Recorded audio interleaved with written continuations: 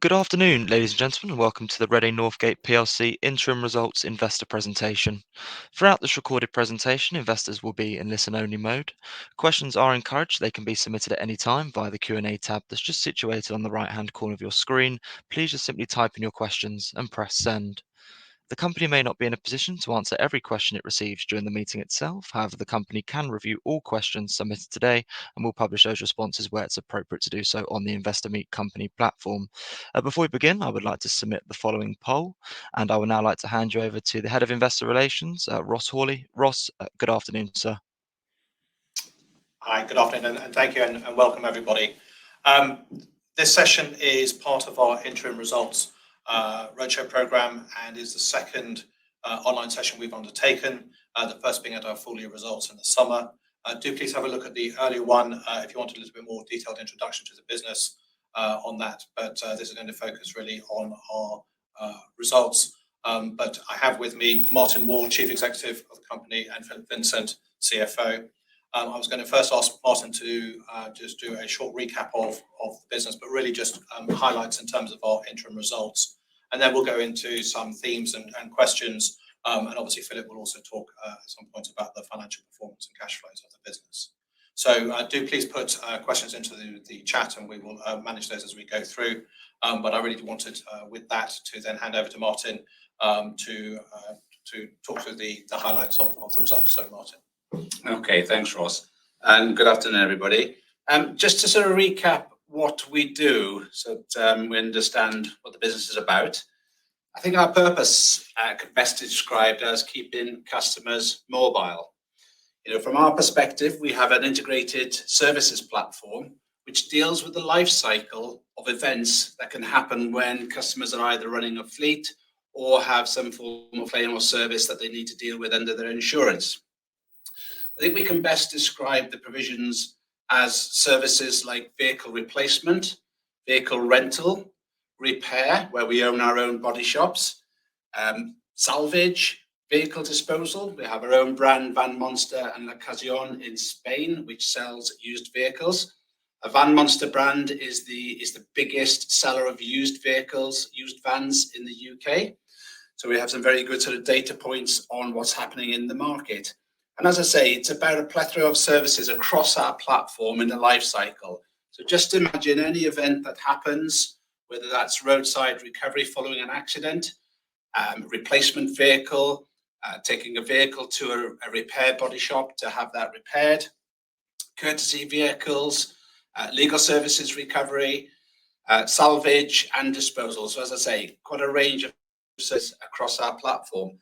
And that's been expanded. If I sort of quickly move into our interim sort of results, the strategy that we set out in 2020 of putting our services together to create this platform has been delivering. Through this period for these results, we've seen demonstrable growth in the underlying business. And what I describe as the underlying business is if we excuse disposal profits out of our results, the underlying business grew 9%, predominantly through the claims and services business, which has been a growing market for us. So overall, we have seen double-digit growth across all of our P&L metrics. We've seen quite a bit of revenue growth, so up nearly 17%, and PBT now nearing 100 million for the period. More importantly, we've seen good returns on our capital invested as well. Our ROCE is up to nearly 15%, and our cash collection has been very strong, which is supporting our dividend position. We've been able to declare a 10% increase in our dividend for the interim period. So overall, we've seen growth in our sectors that we serve. The momentum from the business contract wins that we previously announced. This is the 300 million of lifetime revenue from some large brand names that we have publicly made available. Those contracts are reaching their run rate and maturing, and they're giving us strong growth, better growth than we'd anticipated. And also in the period, we were successful in winning new business as well, converting from our strong pipeline. So we took on Motability repairs for that specialist company, where we're undertaking a large volume of repairs, which went live about 2 months ago. And if we look at that momentum, it's continued to be strong. So the pipeline, as I say, is very good. We expect to see further progress through our claims and services business. So overall, as we stand back and look at the results, these have been really, really good results, and we expect that momentum to continue. Fantastic. Shall we just sort of think about some of the when we've been going around on Roadshow, we're into our second week, but I think some of the things which have come out from that, and I think what we talked about in particular is actually to say the theme of the strength of the platform, which got brought together through the work over the past couple of years. Do you want to just talk a little bit about how that's actually coming through and what you're seeing, and how our customers are actually seeing and finding that strength and what they are looking for it? No, indeed. I mean, we talk about, we've seen this sort of structural trend to outsourcing. We announced in the last period, we announced the win with Lex Autolease, for example. So that was a fully outsourced contract to deal with the fleet that's under that brand. So what's particularly appealing to the prospects and the customers that we have signed up is this integrated position of providing services that are more joined up. And when I look at the market and the structures that are happening, there are companies that can provide services in the verticals, and you can get best of class, best of breed in those verticals. But what's more important in a more sustainable future is about providing that integration so that the end customer journey is a better experience. You don't have all the handoffs. If you're dealing with something like an incident, let's say like roadside accident recovery, for example, previously you would have a firm that would come and make that recovery, take a vehicle to a storage yard. Engineer would have to go out and look at the vehicle, authorize it to be repaired, take it to a body shop. Somebody then would have to provide a courtesy car replacement vehicle. So you have all those events happening. What we've done is combine that into a single proposition. So therefore you have that sort of strong customer relationship where you're dealing with all the events through that life cycle. And we've seen that polarization from customers in the market who want that service. So that's the sort of momentum that has driven the growth that we've seen in this period, and there's more to come. And as you talk about that momentum in the period, I think what's been clear is that it's not just about new wins, is it? It's actually people who've come onto the platform, seen the kind of services we've got, and then actually looking to add more, both in terms of volume and also in terms of other products and services alongside, because they see the benefit. Indeed. I mean, with existing customers, we saw, and we did announce some new contract wins with existing customers where they are developing that integrated approach. I mean, what I would say is day one, sometimes you win a customer and it might be on a vertical. It might just be a repair contract that you're undertaking. But what tends to happen and what tends to follow is they want the integrated services with the courtesy car, the replacement vehicle, the like-for-like vehicle, and so forth, and the other services that flow from that. So as those contracts become available to us through the supply chains, we're having those conversations, we're making good conversions on that, and then joining up the service. And what's more important as well is these are not single touch points. These are services which are being delivered on a digitized basis as well. So we're on that journey of creating that digital platform, but everything that we take on in the business today comes through a digital platform. So we invest the time and we make that investment in our systems, both from the customer's perspective and our perspective, so that we get tied up, a joined up position, so that we can take a lot of the manual effort out of that service position. So this is very attractive to customers. This is a strong market for outsourcing. As I say, that structural trend to outsourcing is there. There's plenty of market growth to go for. If I gave an example, we're undertaking just shy of 200,000 repairs in the business today. The size of the UK market alone is 4.2 million repairs. So there are plenty of opportunities to grow that space into that space, and there's plenty of opportunities to join up more of the services with our existing customers. So in many ways, what you're describing is that there's a push from the market in terms of this structural trend to outsourcing, but also we're pulling them in because we're actually offering them services almost they didn't know they wanted in the first instance, but actually seeing then the benefit of having them all joined up in one place? Yeah, I would say that the services exist. We're not reinventing the wheel in terms of the services. What we have reinvented is, as you say, joining them up and making them available in one place. And that's the unique feature that REDDE Northgate is offering into the market, is that integrated mobility platform. When we first came together back in 2020, we had to describe what mobility meant, because people had this vision of mobility in the UK and it was something else. What you've seen now is you've seen a number of international brands, come out and rebrand under the mobility banner, because it's important about providing that service that enables that mobility. So yeah, this has been a sort of a growing position.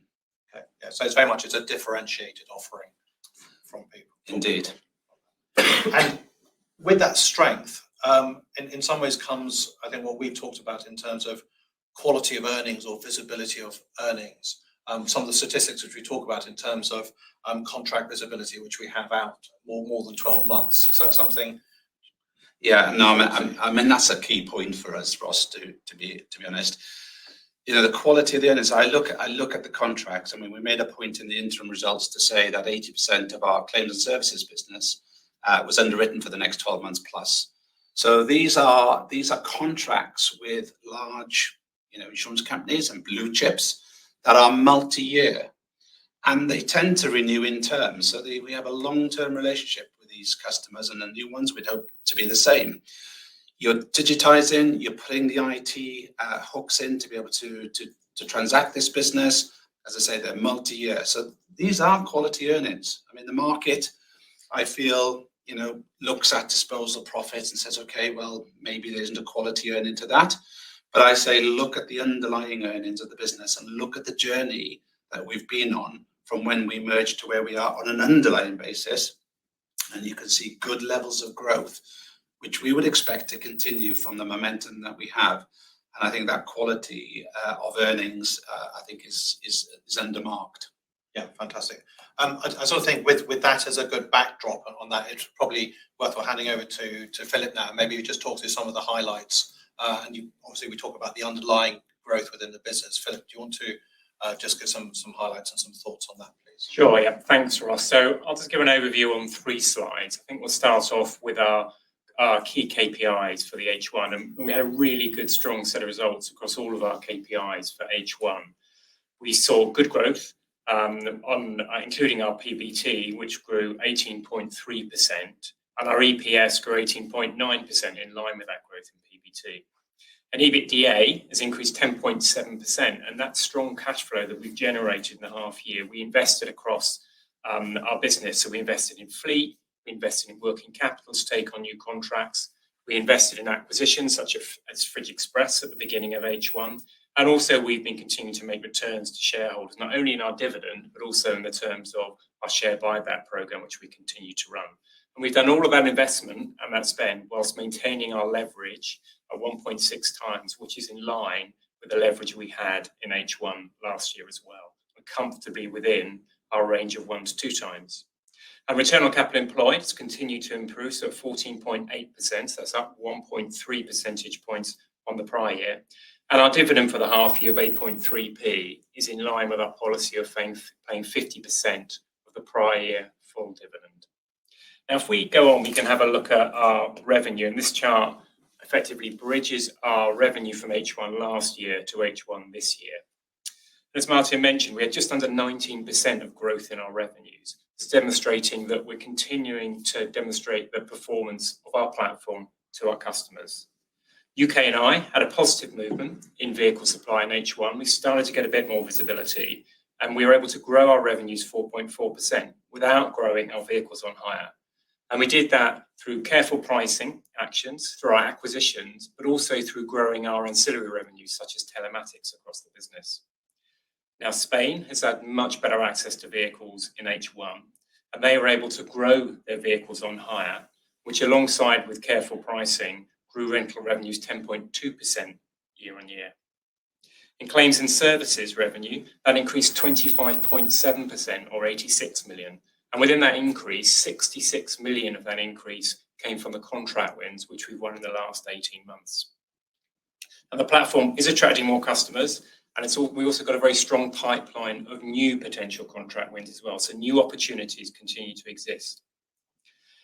Then we have vehicle sales, which increased to 108.8 million. And within that, UK&I vehicle sales increased 82 million. And we've extended the capability of our disposals platform in the UK Van Monster to sell cars as they're defleeted from the Ready fleet. They're now passed onto Van Monster. And of that increase, 72 million relates to the cars and other non-fleet vehicles. Spain has also increased their vehicle sales year on year, and that's because they're getting better access to new LCVs. They're able to start cycling through the fleet and defleet more vehicles. And in the UK&I, we're seeing strong residual values. They're still way above pre-COVID levels. And similarly in Spain, despite the increase in supply coming through, we're still seeing very strong residual values.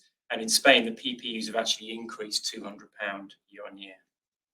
Now, if we move on to our profit, again, we have a similar waterfall here that bridges our profit from one half to the second half. So profits grew over 18%, and our underlying business, as Martin mentioned, if we take out the disposal profits, the operating profits from all of those business units has grown over 9%. And we've grown that underlying business every year since the merger. So we've got that strong underlying growth, which is currently being supplemented by strong disposal profits as well. So we've seen strong demand for the rental services, a supported growth in our total vehicles on hire across all of the rental businesses in Spain and the UK. And that increased profits by 3.9 million. And then improvements in rental margin delivered a further 1.9 million. So in the UK and Ireland, we had a rental margin of 16.3%. That's up 0.7 percentage points year on year.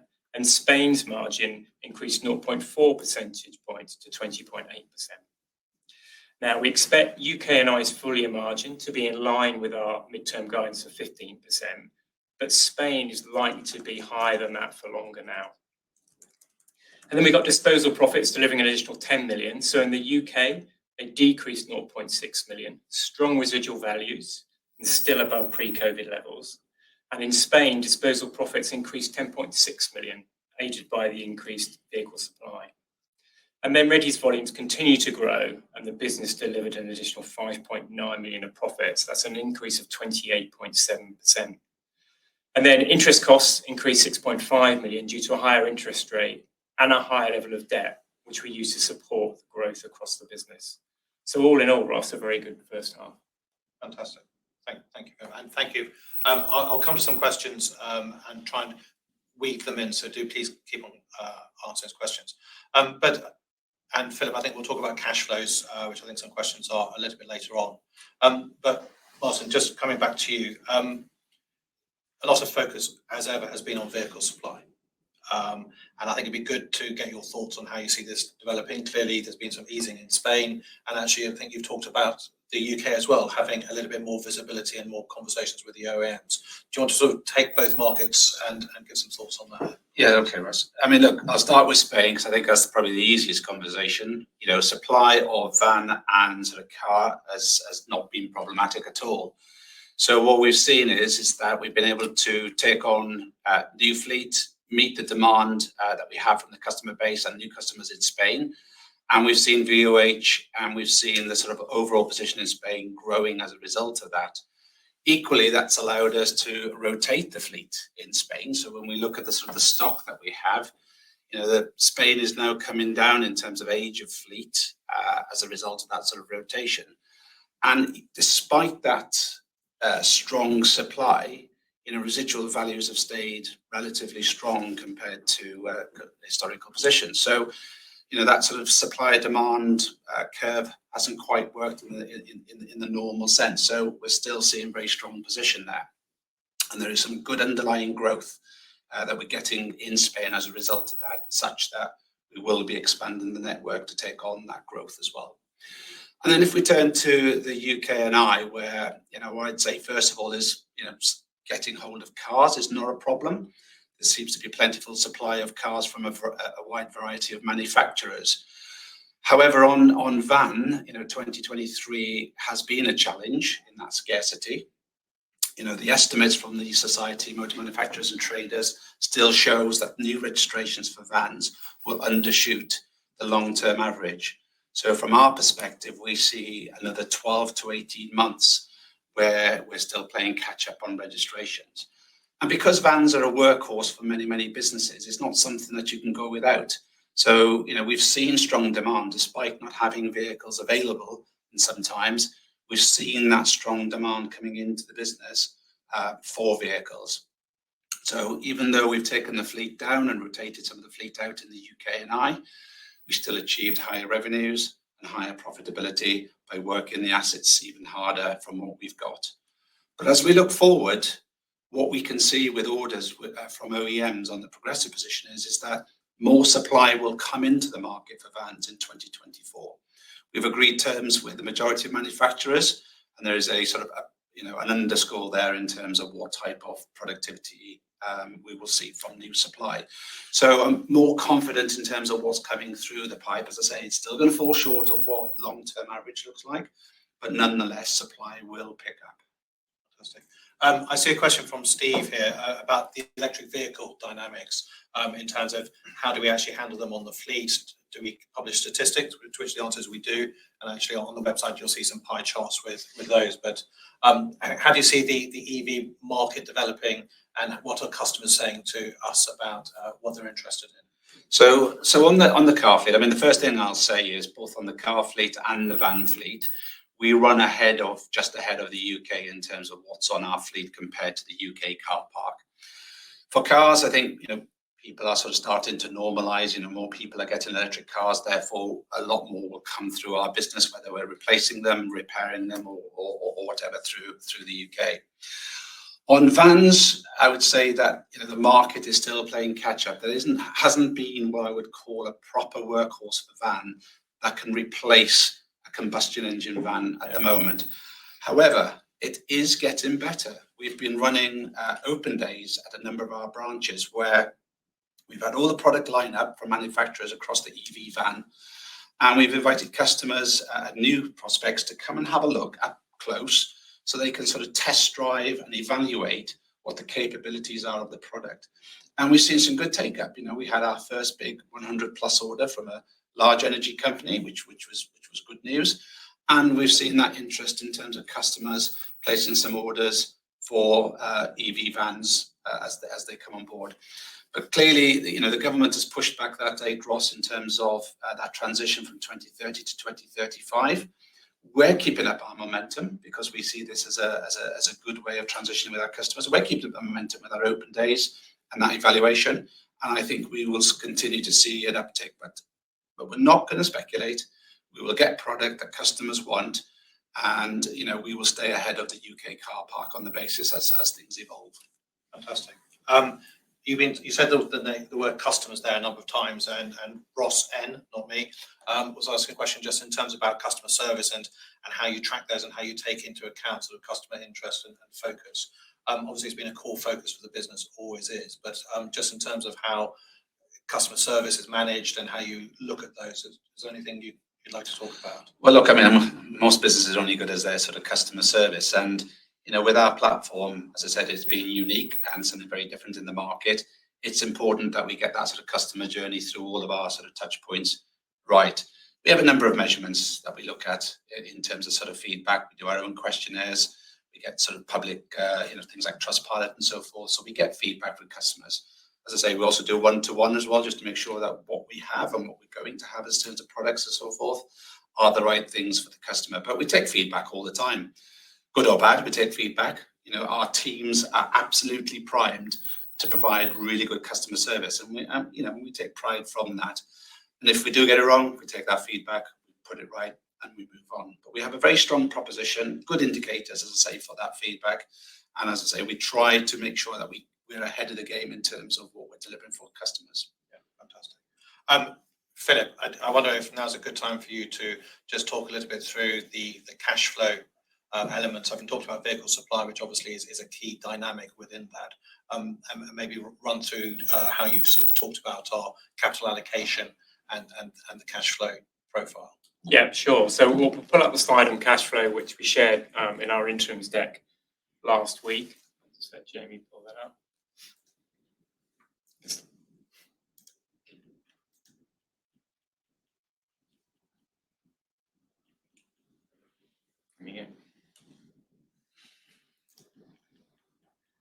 So the business continues to produce a good level of cash, and we apply that cash following our capital allocation priorities, which are in the middle of this chart here, showing 1 to 4 there. And we apply those allocations whilst maintaining our leverage within the range of 1 to 2 times. And in doing so, we invest in our fleet, and that's principally, we fund that through our borrowings, and that's nearly doubled year on year as supply improves. And in doing so, we started to reduce the fleet age in Spain now. And in UK and Ireland, that average fleet age is now peaked, and we haven't seen it increasing in the last few months. At the same time, we've also been continuing to invest both in acquisitions and also through our share buybacks. And we've done all of that whilst maintaining our leverage at 1.6 times. Now, if you look on the right-hand side, you can see the actual numbers. What does that look like for H1? So overall, we used 122 million of cash, and we used that to fund our working capital as new parts of the business took on new contract wins, and we built up working capital. We used it to pay our tax and fund our interest, and also to fund our dividends. And on top of that, we spent around 150 million invested in fleet, M&A, and share buyback.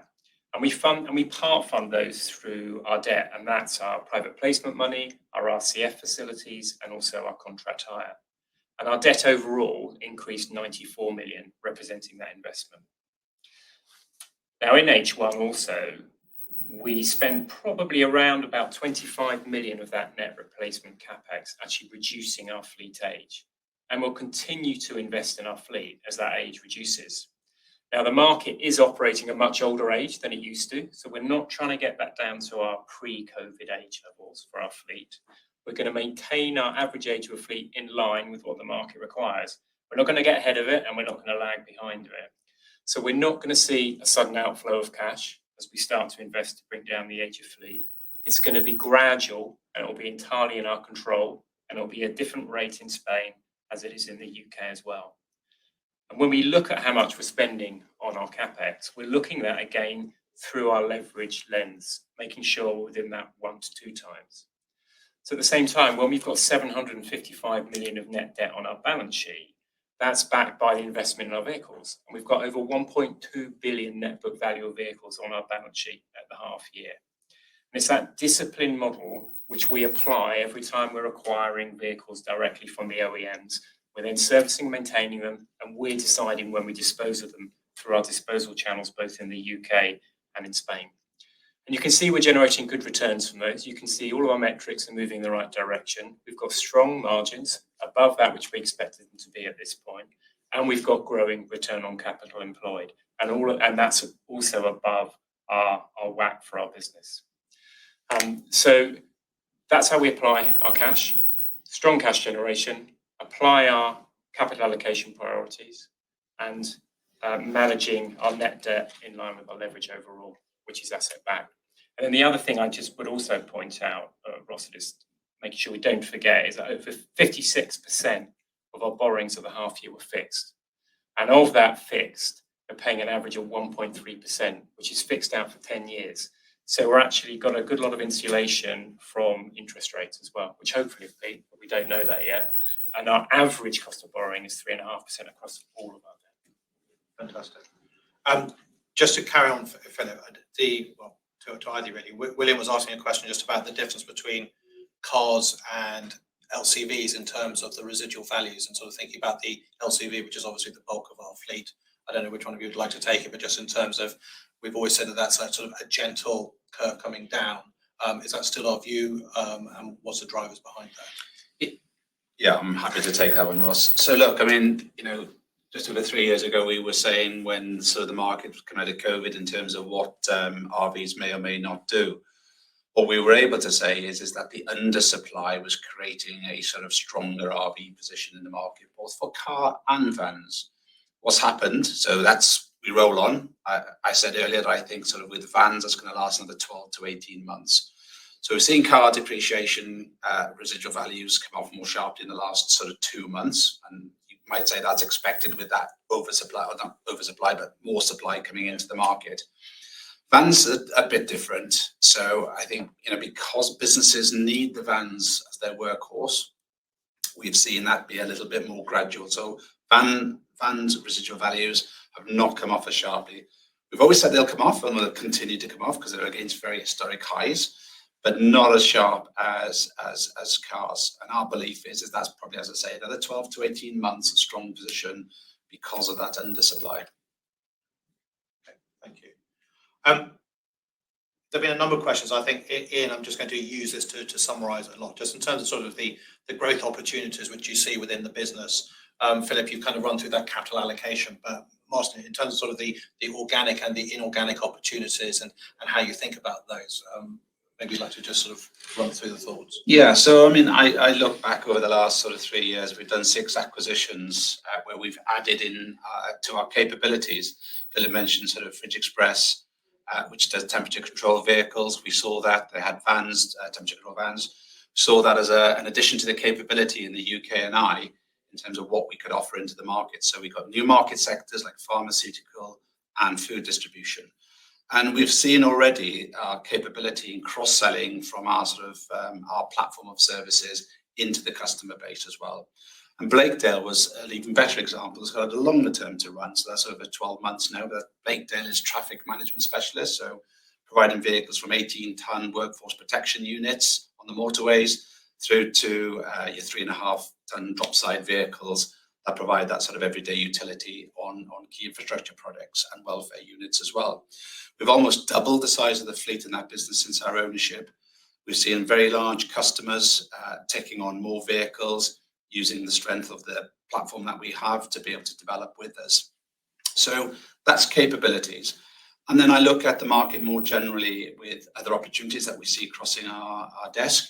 And, there are a lot of small and mid-sized businesses that have made themselves available, whether that's creating a bit more scale or a bit more of the services that we have, or indeed some further capability. So, we're an ambitious management team. We've got a very strong balance sheet. We've, I would say, got a track record of proving successfully the acquisitions that we make and integrate them into the business and creating value.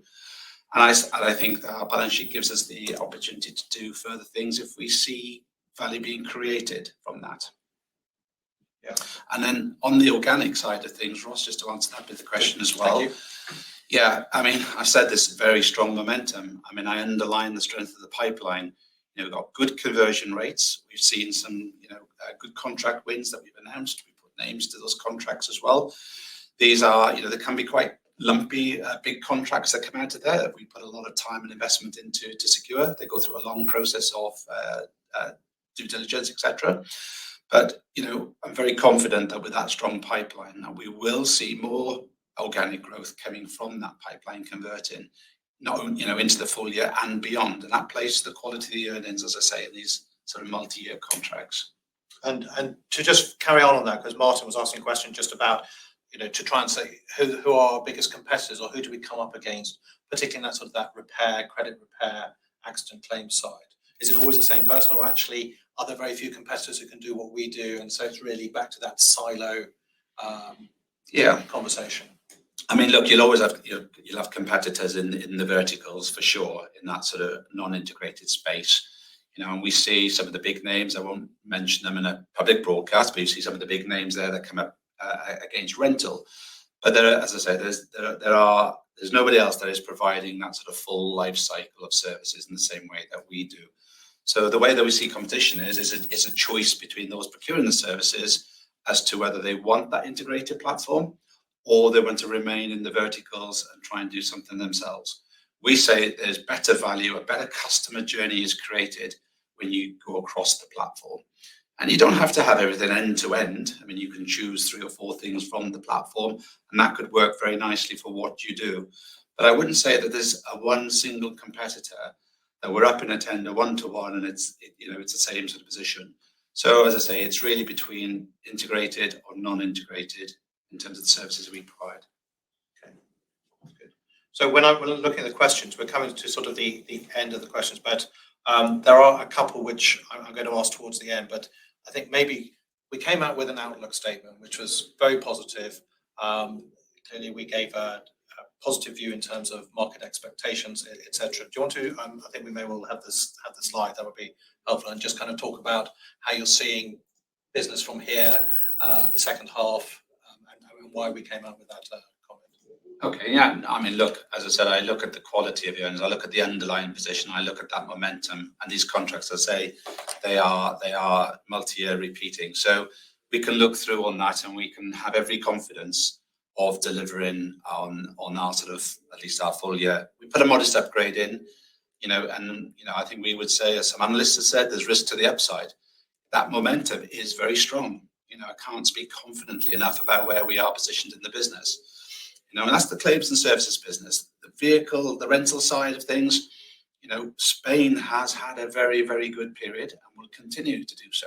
There's nothing that's sort of on the horizon that stops that momentum from continuing to grow. UK supply, as I said, is getting better. So I'm confident that supply will start to come through in 24 and continue to support the business. So really, I think, I would expect that we'd get some further conversion out of the pipeline. I don't know if it'd be the lumpy ones or the smaller ones or mid-sized ones, but I would expect that momentum to continue from where we are. Hence, as I say, a very confident sort of position in terms of our outlook, and that's why the board, is representing a very strong position. And Philip, maybe I should ask this the other way around, but in terms of the analyst community, I think they were quite receptive to an upgrade, etc. Sometimes they're cautious in terms of that outlook. I think we've always had a cautiously optimistic stance on that. But I think, when we've talked to analysts together, I think you've always sort of said there's an aspiration and expectation to go. Yeah, I mean, as Mark, so if you look at H1 and H2 as well, I mean, we're not entirely symmetrical as a business, H1 to H2. As Martin said, there's a number of the analysts have said there is risk to the upside rather than the downside, probably is moving to H2. I guess the hardest bit for us to forecast is what will happen to residual values in the second half. We can see strong growth still in Spain, access to vehicles, growing rental profitability. We can see vehicle supply starting to improve in the UK. And we've got our new wins coming through on the REDDE platform, moving up to full run rate. The hardest bit is to know exactly what will that vehicle supply look like. So exactly what does that mean in terms of disposal numbers we'll have, particularly in the UK, but also in Spain. So there is some ability for that number to vary slightly in H2. And that's why I think the analysts are probably taking a view which doesn't necessarily mirror H1 to H2. Yeah, okay, thank you. So I hope that's addressed as many of the questions as we've had coming through. I don't know if you can just sort of see this as I wanted to sort of leave. I wanted to leave with you talking all about the outlook, etc. But also, Matthew, you're just asking in terms about easing of vehicle supply and sort of the dynamics between residual values and how that interplays. Yeah, I mean, I think to put it into context, when the cost of acquisition of vehicles has gone up during this sort of period, and what we're doing is we back to back the cost of that rental. So if we have a batch of vehicles coming in that the customer takes out on rent, then obviously we price that over the holding costs of the vehicle, apply our margin, and that's what you have. If vehicles come in, supply eases and prices go down, you can reflect that in your holding costs. And again, you can have that sort of back to back with your customers. And where we look at sort of where we've seen inflationary pressures that we've moved to cover, that's in our operational costs. So, I've said earlier, Ross, in Spain, we saw vehicle supply come back, but we didn't see a corresponding drop in RV. So whatever the position will be, RVs is a market factor where price take us in terms of where the market is. But we price whatever vehicles we've got coming through with the view that we sort of maintain the margin that we've sort of guided to on the sort of medium-term basis. Okay, fantastic. So I think we will view that as being a supplementary, because I don't want to ask you to repeat the outlook, but other than sort of, I think, summarising, I don't know if you want to say just it's a very positive outlook and looking forward to the second half. Yeah, I mean, you know me, I'm not the most energetic, enthusiastic person when it comes to talking about outlooks, but I think this is the strongest position that I've seen this business in. And I'm very confident, as is the board, with what's coming through on that underlying basis. If we'd sat here 3 years ago and said we'd be producing these levels of profit absent disposal, the market would be very, very pleased with that sort of progress. I'm pleased with the work that our team has delivered in those underlying results, and that's the key thing. So, as I say, we are very confident on that sort of future, on the future prospects. Okay, fantastic. I think that's an excellent way to finish this conversation. Thank you very much. I hope we've answered to as many of the questions as well. I obviously would like to say that it's very nice to have Steve saying thank you on the website, which is informative. That is a good cue to say, do please go and look there. There's a lot of information there. There's some fact sheets, and you'll also see that coming up in January, we're going to do a bit more of a spotlight session on the Redde business, which has been requested by investors. So we'll be providing a lot more context, etc. So I think with that, if I can hand back to the team at the Investor Meet Company to close this event. Perfect. Ross, Philip, Martin, thank you very much indeed for updating investors this afternoon. Could I please ask investors not to close this session, as you'll now be automatically redirected for the opportunity to provide your feedback in order that the management team can really better understand your views and expectations. This will only take a few moments to complete, but I'm sure will be greatly valued by the company. It would. On behalf of the management team of REDDE NorthGate PLC, we would like to thank you for attending today's presentation, and that now concludes today's session. So good afternoon to you all.